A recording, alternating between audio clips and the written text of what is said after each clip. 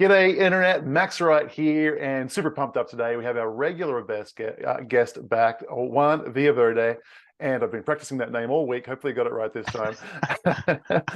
You got it right this time, Max. Woo! All this study's paying off. I love it.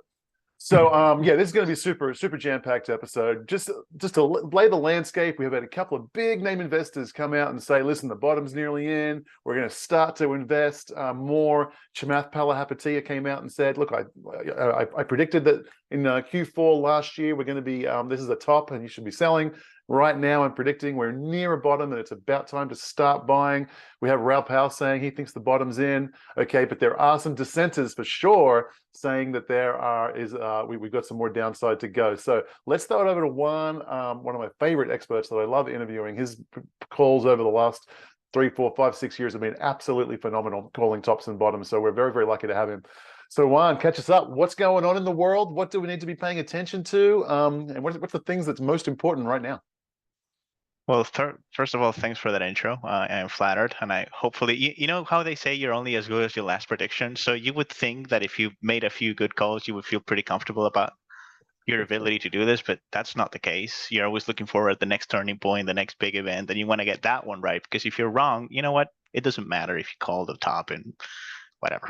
Yeah. So right now, if you want to dive straight into crypto, I'm not so sure we're at the low, but we're seeing indications that we might be. The number one indication that I'm seeing is just that speculation has been driven off this market. I mean, Bitcoin is completely it's not completely, but it has lost its correlation to other risk assets, and that's good. I really like that. I mean, that's the crypto that I know and love, uncorrelated. I don't have to look at the S&P now to see what Bitcoin is going to do. I hated that.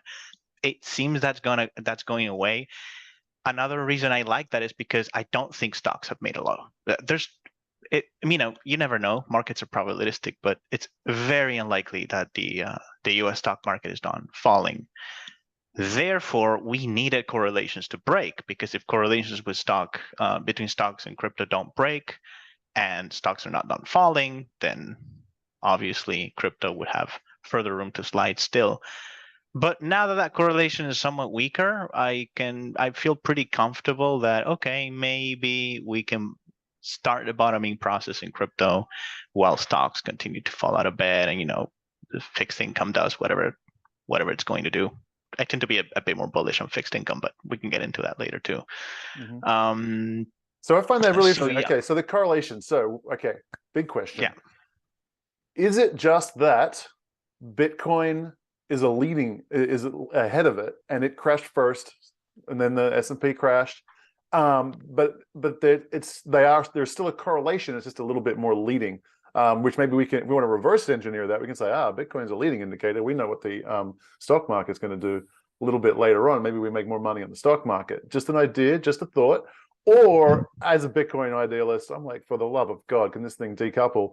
It's supposed to be the insurance when everything else crashes. Bitcoin is the canary in the coal mine, saying, hey, listen, things are going to crash. This is the safe haven. It should be the opposite. But same with gold too. Gold's failing as that indicator as well. Gold's failing as that non-correlated asset. Everything's correlated. We've talked about the Unitrade, which is long dollar, short dollar. We've talked about that in previous episodes. So we're at this inflection point right now, and I feel like there's a couple of camps developing, and one of the camps is going to be wrong, one of the camps is going to be right. What camp are you in? Do I need to explain the camps? But I think you've got it. If you want to explain the camps, go right ahead. Just to make sure we're on the same page. So I feel like camp one would be like the central banks are going to falter. They're going to run. So what I'm going to do is I'm going to front run the central banks reversing course. I'm going to front run the pivot. It's like for the last 6 months, I don't think they've been trying to front run for the last 6 months, but I'd say for the last 2-3 months they've been trying to front run. And so they're jumping in, right? It's like, it's just, you got to be in it to win it. So they're going to pivot soon. They're going to break something. They're going to have to pivot. And so we'll buy now because we think we're near the bottom. And something might break, like, for example, the UK. Like the UK central bank blinked. It's like, okay, the blinking has started. The central banks have started to reverse course. The pivot is going to sweep across all the different countries. I'm going to get in now because once they announce that they're going to pivot, Bitcoin, stock market, real estate, everything takes off to the moon. So I'm going to get in now when I think it's a low. That's camp one. The irony of camp one is that by them front running the pivot, and they're holding up markets and nothing's You make breaking. it, yeah, you make it less likely. Yes, I was going to point that out. That is the Right. irony of So front running the pivot. yeah, by front running the pivot, nothing breaks, and that gives the central banks permission to keep going. So that's Yeah. a fascinating dichotomy. And then Hmm. camp two is, oh no, no, no, no, no, no. There's a big, they're not going to pivot until there's a big break.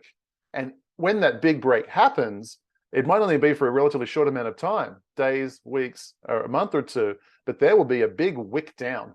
And that is our opportunity to start front running. Don't start front running when things are calm. Front one when the shit hits the fan.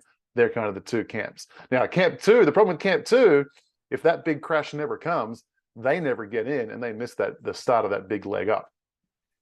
Which is why I tend to base my decisions on like what my models and technical analysis. Like when it comes to allocating, getting in, getting out, bullish, bearish on this or that asset, I would say that I'm pretty much 99% technical. Like I believe the charts, I believe price action. I have studied like the models that I use that I developed myself. I went through the entire history of crypto, the entire history of the stock market. Like I'm pretty confident that I've seen in the past by just studying the past, just what this thing can do. And I developed these indicators using a variety of different scenarios, decades. You look at different crashes, boom bust cycles, and so I'm very confident that if there's going to be like if crypto's going to break out to the upside, my model's going to tell me. If crypto's going to break down, my model's going to tell me. Same thing for the stock market. Stock market, for example, has went bearish on my model in May, early May, it's like May 2, 3. It hasn't changed. It's not even close to shifting. It's bearish, continues to be bearish. I tend to think, going back to those two camps, I'm somewhere in between the two. I do think that they're going to break something, obviously. The pivot's going to come. I do think, however, that, like you said, if you try to front run that, you just make the Fed, because it's the Fed, really. Everybody else has already pivoted. I mean, the BOE, Bank of England, is doing yield curve control.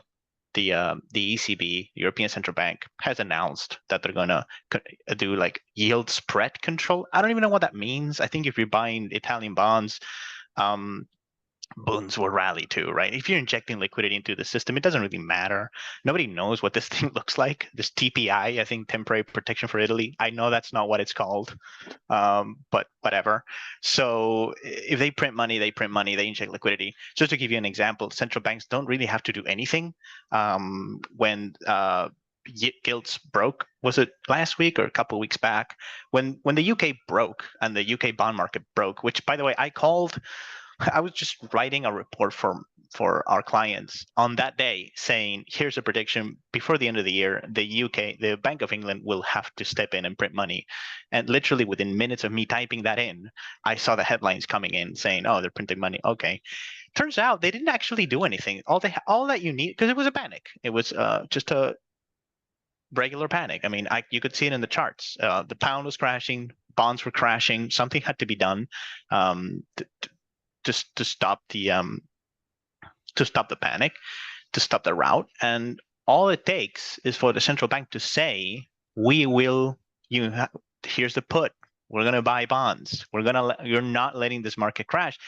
They bought, I saw the headline today, they bought less than $1 billion worth of long bonds. So they didn't actually do anything. They just said they would. That's all that's needed. And by the way, they said, I think it's in the 16th of October, they're going to stop this program. The minute they announce they're going to stop this program, here's another prediction: gilts will crash again. So you can't, once you say, we're going to support this market, you have to support the market. So at some point, the market will test you. If they think that you're not going to be there come October 16th, the crash will resume. So I don't know if the Bank of England realizes this or not, but they're in it for good now. I mean, the UK just went full Japan. There's no exiting yield curve control once you announce it. And yes, this is yield curve control. I mean, temporary. There's a saying that says like nothing is as permanent as a temporary government program. So they're not gonna stop. The market will test them. Fed is different because they're not breaking so far.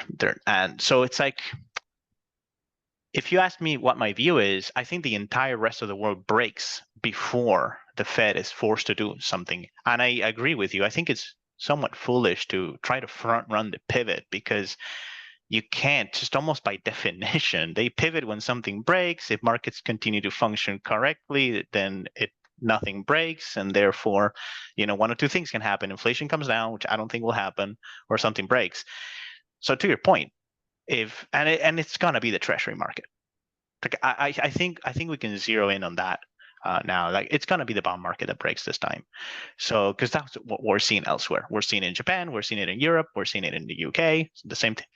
Bloomberg has been warning about like super like illiquidity in the treasury market that's as bad as it was in March 2020. Like I've literally read like 2 or 3 articles from Bloomberg saying the exact same thing. Hey, liquidity is pretty bad in the treasury market.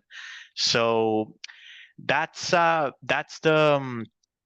what's the term? That is the dry powder, right? We have a lot of dry powder, which is an illiquid treasury market. Now, what's gonna trigger? What's gonna be the spark that sets it off? I don't know. I don't really know. It could be the strong dollar. It could be that foreigners are forced to sell more and more and more treasuries, and nobody wants to buy them, and so the Fed has to step in. That's So somewhat let's what happened with the UK. so let's zoom in on that. Just help people understand that. So you have, the U.S. dollar is the reserve currency of the world. Yeah. Foreign central banks all over the world save in US dollars to a large degree. They hold US treasuries. And the Yes. problem is their markets are falling apart. Their tax Yeah. bases are going down. They've got Hmm. all kinds of currency issues. Their dollar's getting so strong, their dollar's getting weak. How Yeah. do they defend their currencies? And the answer is they sell their US treasuries and they buy their own dollars. That's how they defend their own currencies from collapsing. Yeah. That process is that selling of US dollars. So what that means is as these guys get worse, they have to start selling their US treasuries. That means America gets worse. That's the kind of the play you're talking about. That's exactly right. And I think we talked about that last time. I said that foreigners hold more US dollar assets and they have liabilities. This came from Lynn Alden, by the way. This is from an interview back in May 2020. And by the way, that's what happened in March 2020. Foreigners began to sell en masse. I think the difference between March 2020 and now is that March 2020 was a big shock. I mean, it was so sudden. It was the volatility that really triggered the Fed response. Because now I've seen the charts. The liquidity is just as bad as it was during the depths of the COVID crash, March 2020. But it's different because it's gradual. It took us months to get here, not days. So that's obviously the treasury market is still working. So again, but this is what would happen this time around. It's just it's not going to be as shocking. It's going to be more gradual, but eventually you get there. You get to the point where foreigners cannot take it anymore, which is why I'm watching things like the Bank of Japan selling. I don't know for a fact that they sold US treasuries or not. There's a lot of rumors like, no, they didn't because they actually have cash, whatever. It doesn't matter because these interventions, what I'm talking about specifically is they're starting to sell dollars. They are worried about the yen being so low versus the dollar in Japan. Same thing is true in China. China, by the way, and we can tie this back to geopolitics. After what they did to Russia, I don't think China has any incentive whatsoever to hold treasuries because they're going to get confiscated at some point. So, I mean, if I was a Chinese official, I would be like, why am I holding all these liabilities from somebody else that I only get to use if they allow me to use it? I mean, they just could come out tomorrow and say, no, those are not your dollars anymore. So you have the Chinese are selling. They're trying to support their currency. The Japanese are trying to support their currency. Europe and the UK have not done anything of the sort. The UK does not have dollar reserves, so it's not like they can do it.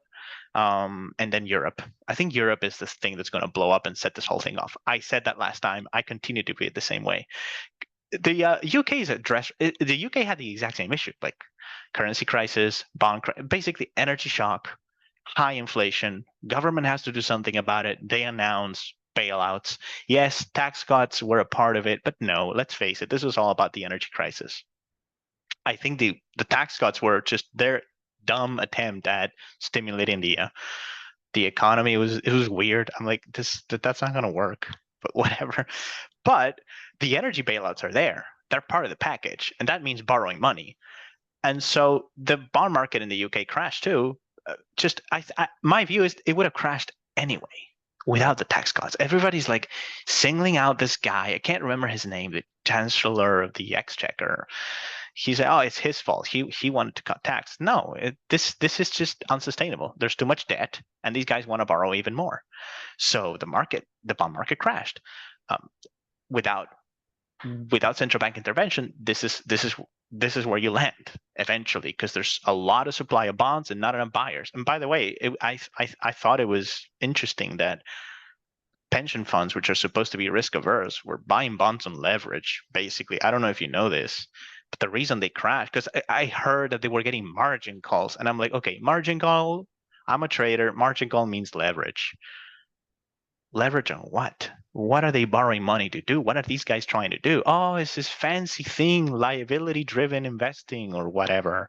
They're Mm-hmm. basically buying bonds on leverage. So Yep. when the bond market crashes, these guys are completely insolvent unless the central bank steps in. And these are pension funds. This is like voters. Yeah. So at the end of the day, this is the point I tried to make last time, is who has power here? Technocrats at the central banks or elected officials? By extension, voters. It's voters. So in Europe, if they don't do these large, estimated to be around 10% of GDP, energy bailouts, and by that I mean the government is going to pay your energy bill. If they don't do that, this cast of politicians will be voted out of office. They'll vote new people in who will do the bailouts. People will demand government aid because Yeah. they know now, because they saw it in COVID. Hey, the government can just send me a check and make this all go away. People know this now. I'm not saying this is the right thing to do. I'm saying this is what will happen. And it doesn't matter what the central bank wants to do. They don't have the power in a democracy where people can vote. They don't. Mm-hmm. Politicians do. So if the central bank doesn't toe the line and fall in line, they get replaced, new people come in, and they start the printing presses again. And that's what will happen in Europe because it's just huge. I mean, it's insane. I think I actually, and I support this because like I've seen numbers in Germany that suggest that if there's no bailout, like German industry is bust. Mm-hmm. So it's like a 30% drop in like industrial output in Germany. It's insane. These are insane numbers. They will have to print. Problem is, without the Fed, if the Fed wants to go against the tide and tighten and make the dollar even more liquid than it is now, and the ECB and the UK are printing, these currencies will continue to fall. And you're going to have an inflation problem that's going to be even worse. Because, hey, who wants euros when you can just go to the dollar and get 4, 5, 6%? When the euro is paying nothing and they're printing like there's no tomorrow.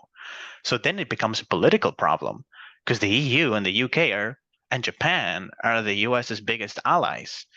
And so the Fed can make this better through swap lines. Mm-hmm. The Fed could, like a Plaza Accord, 1985, they just say, here's the exchange rates. And that will make the situation better, more bearable for Europe, for Japan, for the UK, again, for the US's biggest allies.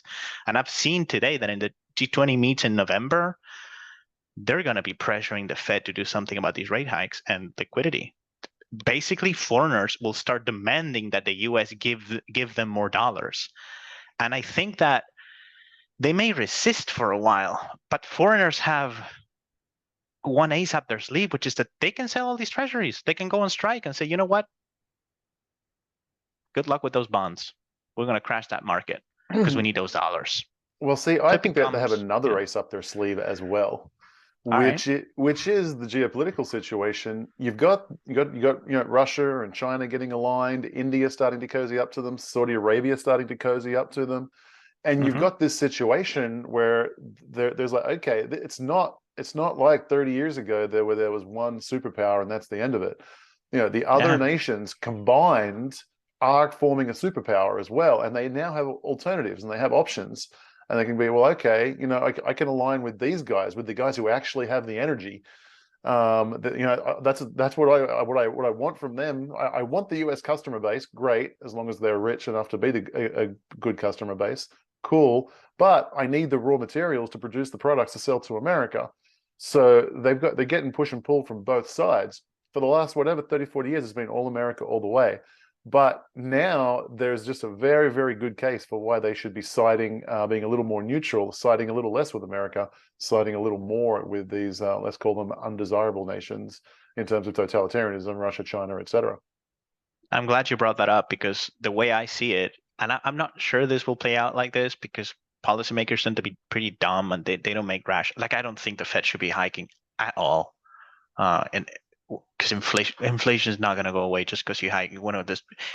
The fact that they're blaming labor, like they're literally blaming workers for the inflation. They're saying, you know what, we need to put a lot of people out of a job so that inflation comes down. It's like I wonder if people realize this is what's happening, that they're intentionally trying to put you out of work, would they go along with this? Probably not. But anyways, That's so important. People don't get it. It's like their strategy is no, if we make enough people poor, they won't yes, be able to afford to buy products, and the price and of goods will therefore, come down. So exactly, their strategy to solve the problem of their money printing is to make everyone else poor. yeah. And why there are not riots in the streets, you can't even imagine. Once you understand this stuff, I mean, these people should be lynched. People in They should be hanging from the finance tallest tree. people in finance talk about it like it's no big deal, and I've seen very few people at least acknowledge the fact that this is it's pretty evil when you think about it, because and Straight up also evil. because it's like the rationale is so dumb. Like it's like, well, inflation's a problem because people are feeling poor, so how about this, let's make them really really poor so that inflation comes down, so they won't complain about that. Okay, they'll be complaining about the fact that they don't have a job. So you're not trying to make life better for them, which is why I've seen people suggest that this is not about inflation at all. It's about the treasury market and the fact that if you have high inflation, people question the viability of the dollar, and the powers that be just want to defend that, the US bond market.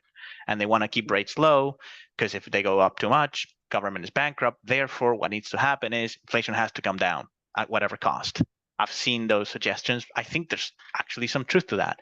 But what I was trying to say is if the Fed doesn't help the UK, the US, the UK, the EU, Japan, or the rest of the world, you're giving them an incentive to drop out of the dollar. And I don't think it's in the US's best interest to do that. So they have to listen at some point. If, let's say, everything's fine with the US, nothing happens, the Fed can continue to hike, and the US economy does just fine. But everybody else is going belly up, going bust. You can't have the situation because then these people will say, well, you know what? Why are we using the dollar? Why don't we price energy in our own currency? Why don't we move on to a more neutral system? I think that's where crypto comes in. Because if you want to leave the dollar, I had a great conversation the other day because I never thought about this. I never really think about, well, Bitcoin in terms of like countries using it. But then I thought, yeah, because you know what? What else are you going to trust? Are you going to trust China? No. Nobody's going to trust a managed currency by an autocratic regime. Saudi Arabia, Russia, like whose currency are you going to replace the dollar with? That's the issue. Mm-hmm. I think that's why Russia seems to be embracing crypto. Because if Russia says, okay, we'll sell you oil for Bitcoin and you're Argentina, why not? What's the issue with using? Because if you're saying you have to use our rubles or yuan, you're kind of lining yourself up politically with this or that faction. In other words, money's not neutral, but Yeah. Bitcoin is. So why not use Bitcoin? I think it needs a much larger market cap than it has, and it has, Well, and this is, and I think you're gonna love this. It has to be Bitcoin. It it has to cannot be. be any other. It cannot be Ethereum. It cannot be any other of these because there's too much manipulation by developers. Yes. You can't use Ethereum as a neutral settlement currency. You can't use gold because it's too heavy and it has to be stored somewhere, and that person has all the power. We tried all those things before. How about Bitcoin? Mm-hmm. The problem, well, one of the big problems with gold is you can't prove reserves. Exactly. And whereas Bitcoin solves that problem as well. You can prove reserves, Yeah. and that changes everything. Uh, Yeah. so it does have to be Bitcoin. It's just It has to be how Bitcoin. many people are going to starve to death between here and then when that actually, because that's what's happening. I mean, they're just making everyone poor. They're making lives miserable. The homelessness, the hunger. I mean, not so much problem in the first world, but in the developing world, I mean, hunger is going to become an issue again because they're going to I've become so I've poor. seen it. I lived through it myself. The last time the Fed went crazy with the rate hike, well, there was two times. 1982, I think, Latin America just went bananas. I mean, it's just when Volcker raised rates, that was a that was the worst one that we've seen recently. But similar episode happened around 2000. So Mhm. whenever the Fed decides to drain liquidity, it hits poor countries first, Yep. and these countries go belly up very quickly. Like I saw it myself. They just dollars disappear. Your exchange rate, like your local currency, goes from like ours went from like 8 pesos to $1 to 45 in a week, Mhm. and In a and and week. and in a week, and so all of a sudden there's no stuff, Yeah. and there was an IMF plane coming in with like physical dollars that had to Really. land with a couple billion just to refinance the banking system froze Yeah. because it's a dollar-based system. It's a so-called Eurodollar system. So it's Mhm. lots of dollar loans, lots of dollar deposits, and when cash runs out, literally the whole banking system freezes. This is what happens. It's pretty damn serious. And so and so that's what they're doing. I think they can ignore poor people in poor countries. It's brutal for them, but sadly, the state of the world is the America gets to ignore those voices, but I don't think they can ignore the EU. Like I've been hearing that Germany's pretty pissed right now, for example, Yeah. about energy and this whole situation. They're saying that they're weaponizing, or I don't know what the quote was, but they were saying something along the lines like you're taking like You're weaponizing the dollar. basically weaponizing the dollar, and, Yeah. and the fact that they're taking advantage of these high gas prices, which is basically caused by a war they wanted to start. Yeah, I'll say that it was the U.S. that wanted to start this war, not Europe. Well, I'll say Germany has this though. nothing to gain from this. Nothing. But I have the least amount of respect for Germany on this because for decades, despite America's warnings, they went and stuck their head in the mouth of the lion with Absolutely. their commitment to having Russian gas. It's like, here, let's Absolutely. pay America, or let's not, let's fail to pay America, but let's promise to pay America to protect us militarily. And then let's do everything we possibly can to make ourselves as weak and as vulnerable as we possibly can to our enemies that we're paying America to protect us from. That's true. I haven't got a lot of respect for that. That is true. Like, so It is yeah, their failed energy policy, to be honest. It's it's not all this even green Russia shit. versus America and gas. It's all the ESG stuff. Yeah. And the fact that who's setting this policy? I mean, dumb.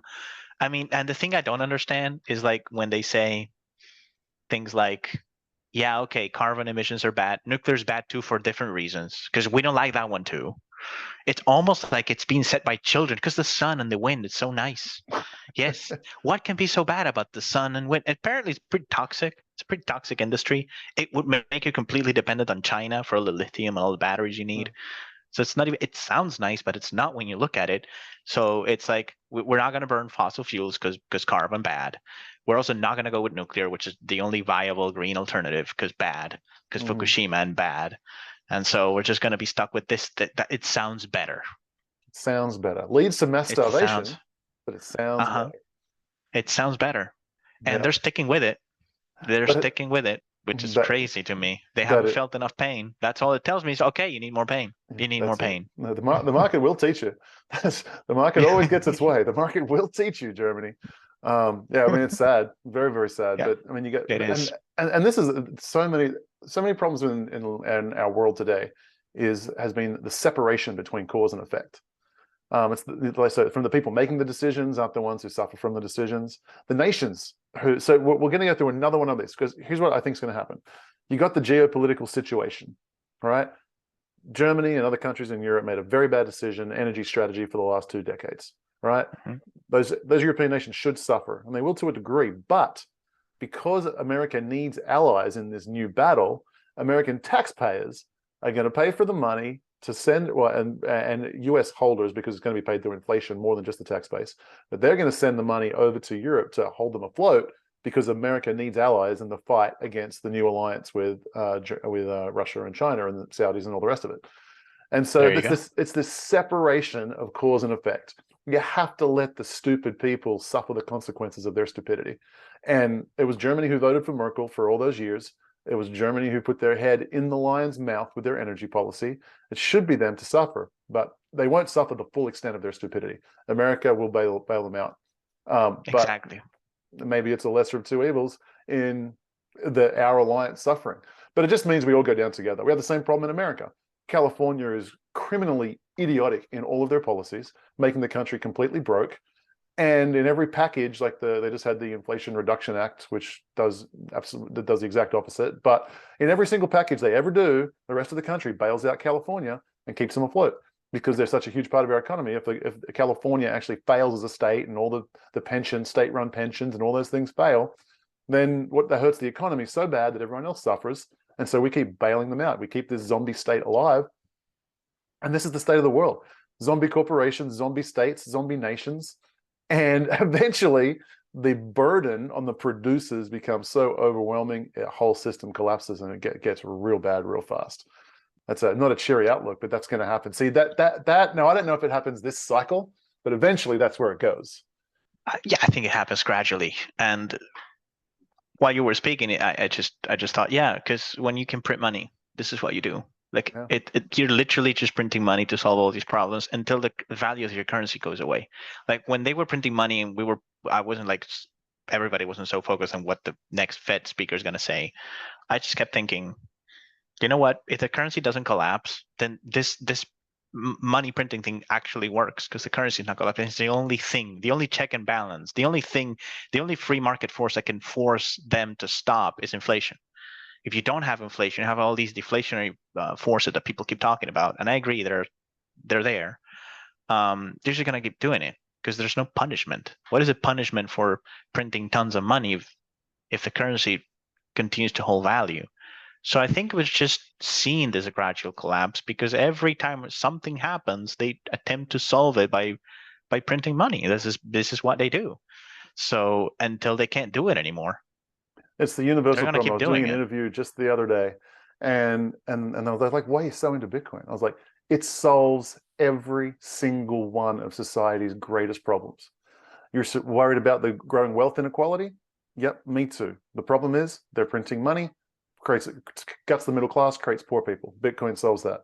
You're worried about wars? Yep, they need to print money to do that. It solves wars. It just the whole the whole green movement, ESG, socialism nonsense is going on. All of that is okay because it can be funded by newly printed money. All of the stupidity stops once we have a sound and politically neutral world reserve currency. I hope we get to see it in my lifetime. I'm very confident we will. I think we might be able to see it here in 20 years. If we're real lucky, 10, if we're extremely lucky, 5. But that's my kind of take on the world. Yeah, it's gonna be painful. I think we're gonna see it too. I think it's already failing, and the reason I think it may be failing, by the way, I think it's the cycle will reach. I think we're gonna keep going for some time more, but I do think that printing money into high inflation, like England is doing, like Europe will soon be doing. I think that's pretty telling of where the world is going. Yeah. Because up until now, they used to bluff, and it was just a bluff. They were just bailing everybody out. They were basically bailing governments out because they had too much debt, but but there was no inflation. So they kept pointing to that and saying, "Hey, we have a deflation problem, therefore we have to print." Where's your deflation problem now? Yeah. Now they're CPI is printing into 10%, inflation. but you keep printing. So obviously, if you told me that you're printing because of deflation, but now inflation is high and you're printing, then obviously that's not what the problem is. You're printing for different reasons. So it's a crisis of credibility, which is why I think all central banks have to hike rates because your credibility is at stake. Problem is, like we said before, if they try to tighten into a energy shock, it's the governments will go bust. And if the central bankers refuse to print, they get replaced. New central bankers come in and they print. I saw it in Argentina. Like in Argentina, people think of the central banks, it's not independent. It's appointed by elected officials. It's a democracy. So if they refuse, if they try to play, whatever, if they try to be the only sane person in the room, they just get thrown out and they get replaced. And the central bank eventually gets completely co-opted by the government and they just do whatever they're told. The central bank is not independent. They're just not. There's varying degrees of independence unless society has some type of existential crisis like we're facing now in Europe.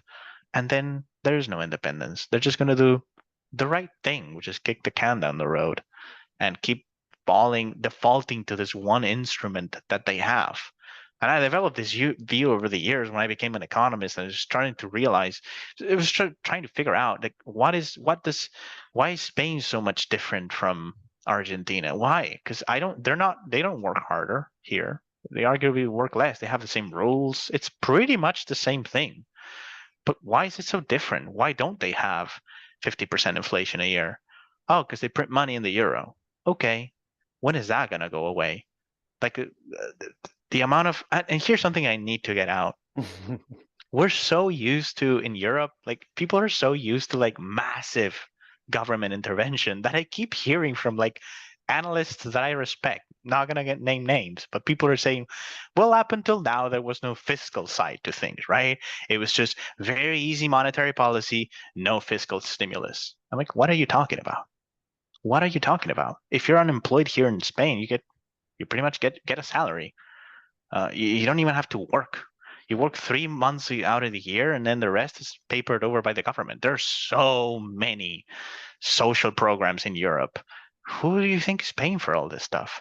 It's money printing. They're literally borrowing every single year, more and more and more, or the same, doesn't matter. This debt compounds, and the ECB's there, keeping rates low. So what do you mean there's no fiscal? Yeah. Okay, there's a base level of fiscal. Now they want to be more aggressive. That's why the UK bond market crashed, because they were already spending a lot of money that they didn't have, and then they decided to do more. That's what the problem is. But the idea that there's no fiscal aid in places like Europe is insane to me. Yes, there is tons of it. That's the problem that Greece had.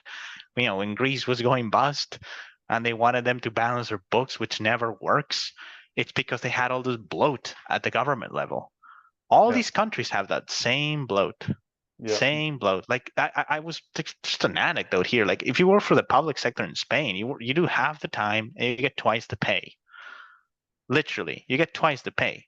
Yeah. Any government job, and they don't even work because you can't get fired. This culture lends itself to very high inflation and very high levels of government spending. You throw the euro into that mix, and bam, you have this toxic combination where the responsible members in the north are constantly bailing out the irresponsible problem children in the south, but they all share the one currency.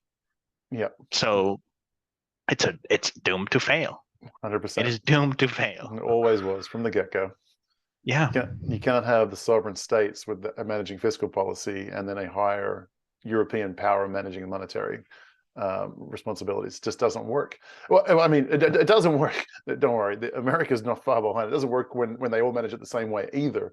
The problem is across all these places, is government becomes too large, welfare Yeah. becomes too big, social programs become too big, and Mm-hmm. the British Prime Minister should try to do it by cutting taxes without cutting government.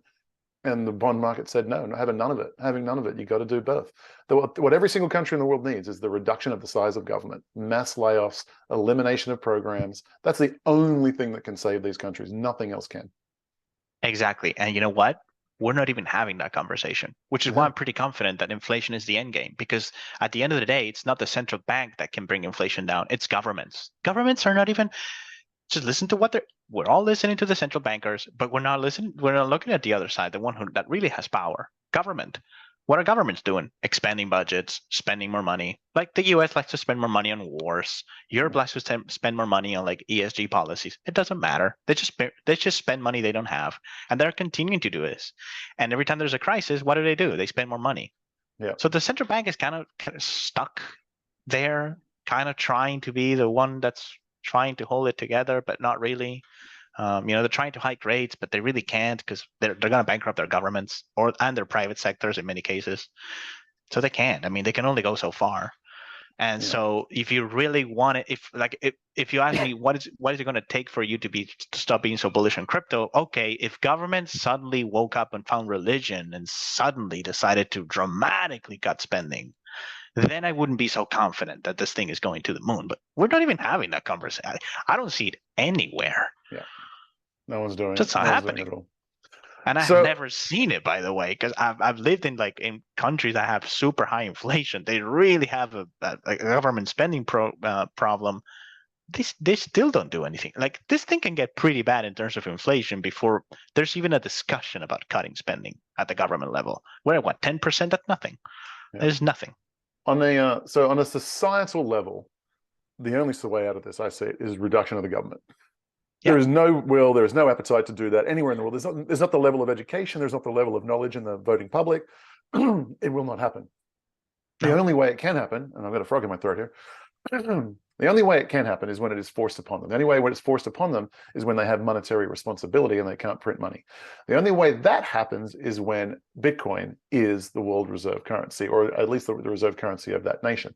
The only way that happens is when individuals realize that they need to save themselves from their government and their irresponsibility and start stacking sats.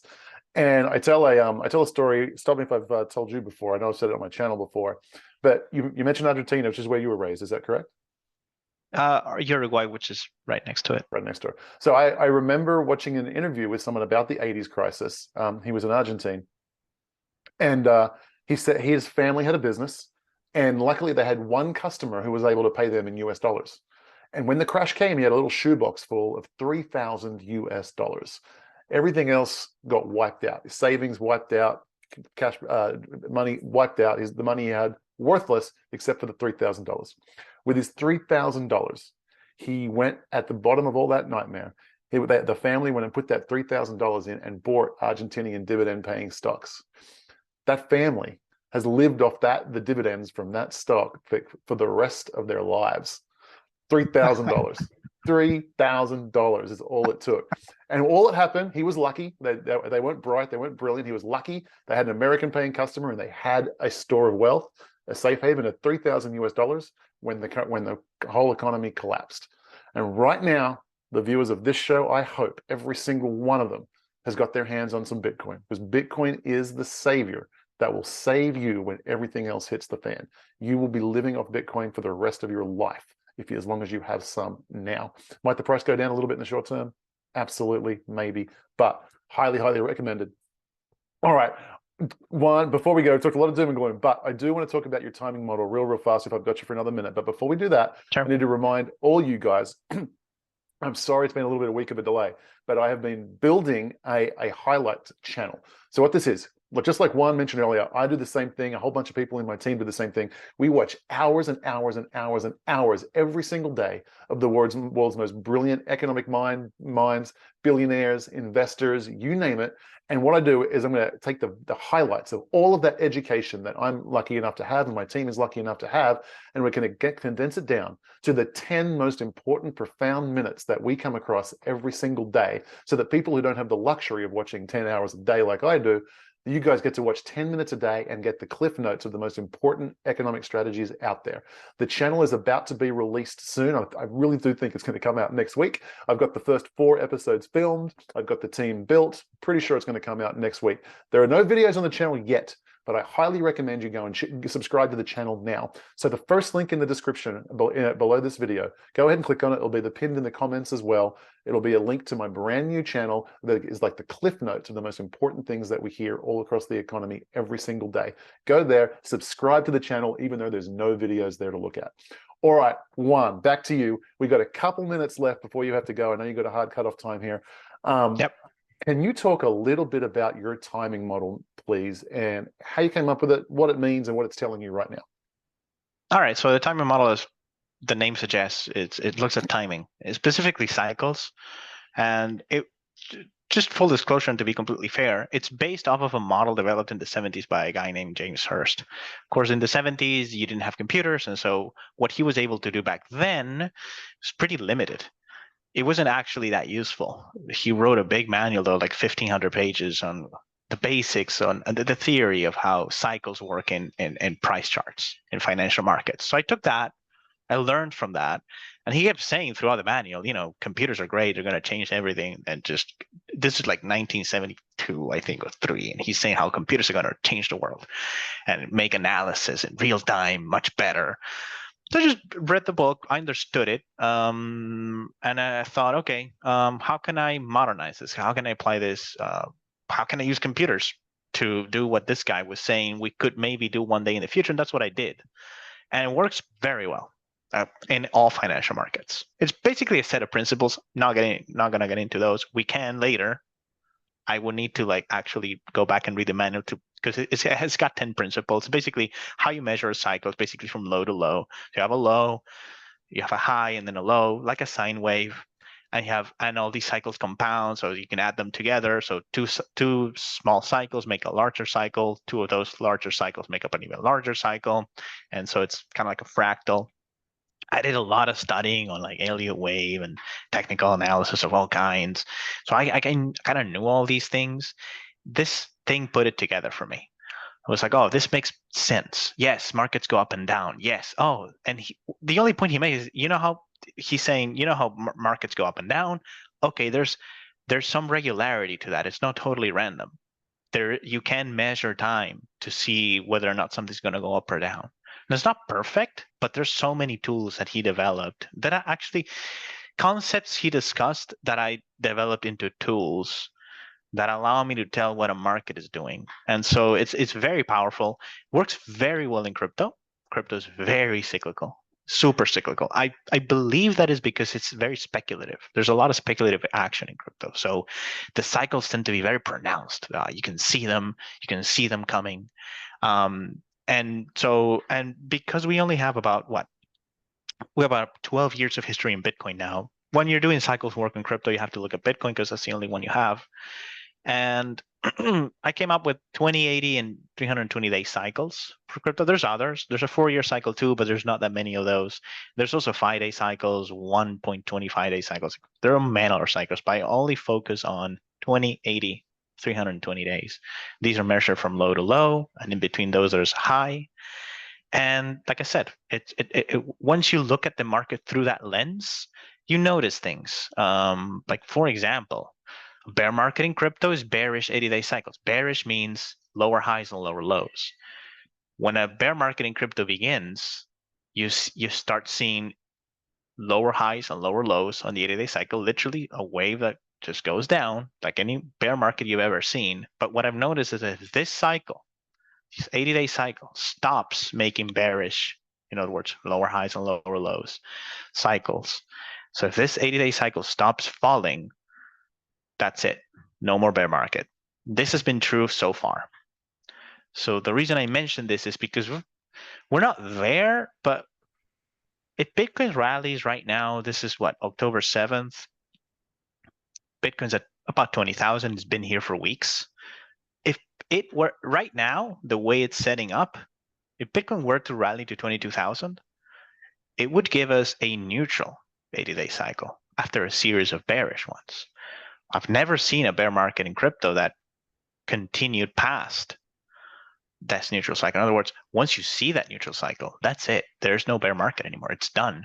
That doesn't mean it cannot crash, but it would just retest the lows we saw in June, and it would rally back up. Again, because we only have 12 years of history in crypto, I'm prepared to say, yeah, maybe it's different this time. Maybe it has this neutral cycle, this neutral 80-day cycle, which in the past has always meant that the bear market is done. And even though we see that, it just keeps falling. Sure, maybe we'll see that.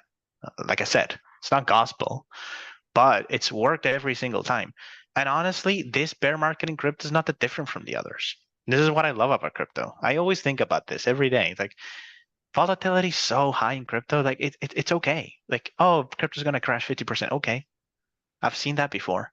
It's not the same as the S&P falling 60%. You only see that, a few times in a lifetime. In crypto, you see it every 4 years or so.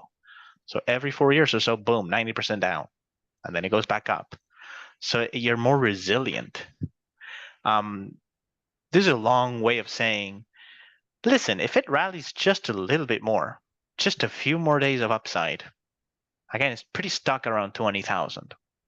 If it rallies to 22, I think the low is in. Now, again, I think you're going to continue. I'm not saying it's going to go to new all-time highs. I'm saying this lack of correlation will stay that way. I'm saying that if the S&P crashes, Bitcoin won't. It may go down in sympathy, but it won't cross 17,000 in a significant way. It hasn't done that though. It hasn't confirmed this low. For now, all I see is just chop, and just The other day, we were pretty close. Again, this is early October. There was a somewhat of a rally in the stock market. It looked, Bitcoin started going up. It looked like it might cross an important, I call them reversals, around 21, 22,000. But it didn't. It failed and it went back into the range. So I don't know. What the cycles are telling me now, though, is that we're very close.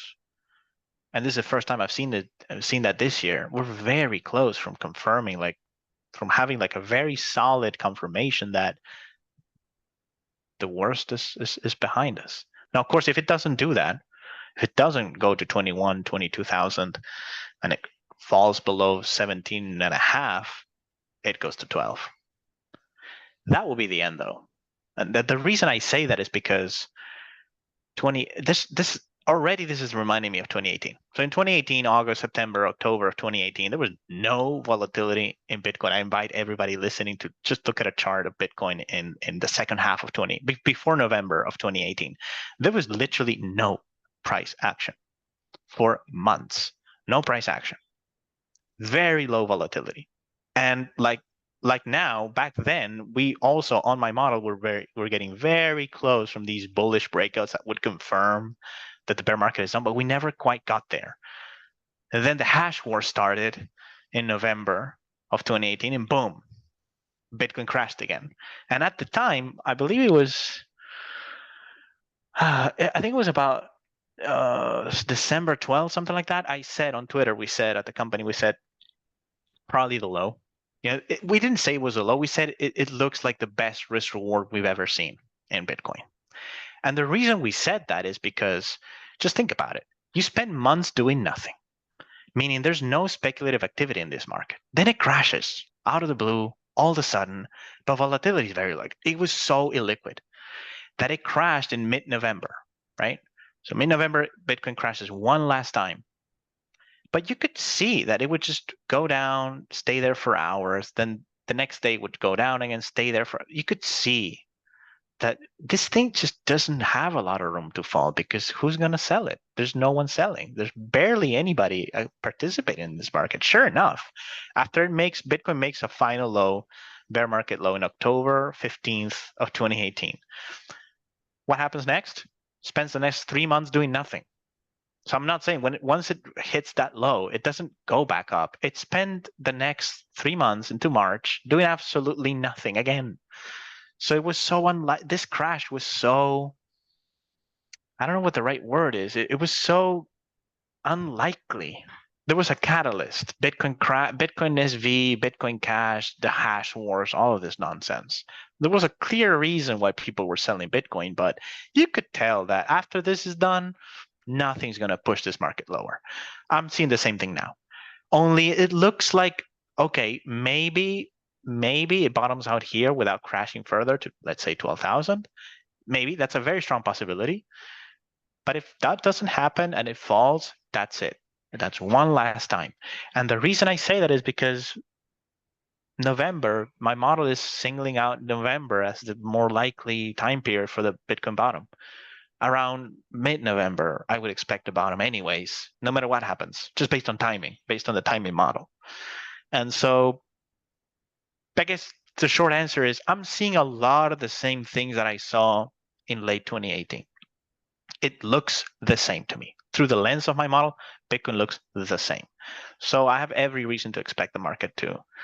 And we're seeing things fall into place. Like the first thing I wanted to see is, okay, this correlation needs to break because I don't think the stock market is done dropping. So the first thing I'd like to see is no correlation. We have it. Second thing you want to see, no volatility. We have it. And the third thing you want to see is, okay, some price time pattern that tells you, yes, this could be the low. We're not quite there yet. That's the last thing I would want to see. But hey, we're close. And the other thing, one last thing that I think is pretty interesting is gold. This move in gold started, gold as of this recording made an important low September 26. It rallied all the way up to 1725. There is an important reversal on my model for gold around 1750. So if we see gold cross 1750, that tells you that September 26 is a multi-year low for gold. Now, why would gold be making this bottom here into this macro environment? High rates, strong dollar. What's gold telling us? In late 2018, the same thing happened. Gold made a very important low, according to my model, in August of 2018. That was followed by an important low in the Treasury market in October. I believe it was October, maybe it was November of 2018.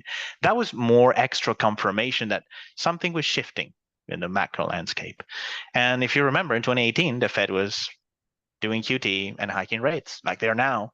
And the market, and it was gold first, they smelled the pivot from a mile away. It took gold makes a low in August of 2018. It's only in September, October 19 that the Fed finally stops QT and goes back into not QE because something had broken. But gold told you months ahead of time this is going to happen. And this rally in gold, honestly, if gold breaks out, yeah, I'm pretty certain. Okay, all the chips are falling into place. We're very near a Bitcoin bottom. Very, very exciting. Very, very exciting. I can't wait to come in and scoop up some more Bitcoin. So guys, that's been a phenomenal show, Juan. Thank you very much. Guys, I have something super special for you, by the way. Juan put together a whole presentation with his company, Weiss Ratings, a fabulous company. I work with them all the time. I really, really enjoy their work. And they put together a video. Now, it was a special video specifically for their insiders, but I am twisting their arm, and I am pretty sure that in the link of this description, sorry, in the description of this video, there's going to be a link to watch a video that Juan made last week for his Insiders Club, which was absolutely phenomenal. And I highly, highly recommend you check that one out. So if there is a link there, it'll be the second link in the description and the pinned comments, then check it out. But I'm pretty sure it'll be there, but I can't 100% promise. So check that out. As long as you're in the comments, let me know. By the way, do you enjoy Juan being on the show? Do you appreciate all this knowledge he's dropping? Do you want me to have him back? I'm going to have him back either way, but I want to hear it from you guys. If you guys want to hit the like button, hit the subscribe button, check out those two links. And Juan, thank you so much, man. Thanks so much for having me. This was fun. Cheers, guys. Take care. We'll see you soon.